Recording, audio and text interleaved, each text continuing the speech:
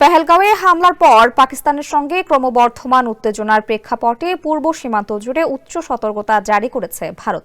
নিরাপত্তা সংস্থা ও আইন শৃঙ্খলা বাহিনীকে বিশেষভাবে সতর্ক থাকতে বলা হয়েছে, বিশেষত বাংলাদেশ ও মিয়ানমার সীমান্তবর্তী অঞ্চলে। গোয়েন্দা সূত্রের বরাত দিয়ে ইন্ডিয়া টুডে জানায়, সীমান্তে অস্থিতিশীল পরিস্থিতি সৃষ্টির আশঙ্কায় বাংলাদেশ ও মিয়ানমার সংলগ্ন এলাকাগুলোতে নজরদারি জোরদার করা হয়েছে।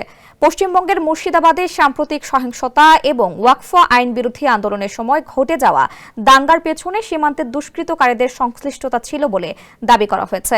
সেই দাঙ্গায় অন্তত ৩ জন নিহত ও শতাধিক আহত হন। কেন্দ্রীয় সরকারের কাছে জমা দেওয়া প্রতিবেদনে দাবি করা হয়, ওই সহিংসতা উস্কানিতে বাংলাদেশি উপদ্রবকারীরা জড়িত ছিল। স্যান্ডেলিনা সো, রূপচর্চায় আভিজাত্য। এই প্রেক্ষাপটে ভারতীয় বাহিনী বাংলাদেশ সীমান্ত জুড়ে টহল ও নজরদারি জোরদার করেছে।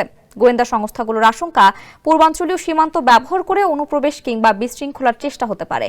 পেহেলগাঁওয়ে হামলার জেরে নয়াদিল্লির প্রতিক্রিয়া নিয়ে চরম উদ্বেগে রয়েছে ইসলামাবাদ। এরই মধ্যে পাকিস্তান সীমান্তে সেনা মোতায়েন শুরু করেছে এবং নৌবাহিনীকে প্রস্তুত থাকতে বলা হয়েছে। অন্যদিকে নিয়ন্ত্রণ রেখায় যুদ্ধবিরতি লঙ্ঘন করে পাকিস্তানি বাহিনীর গোলাগুলির ঘটনাও বেড়েছে।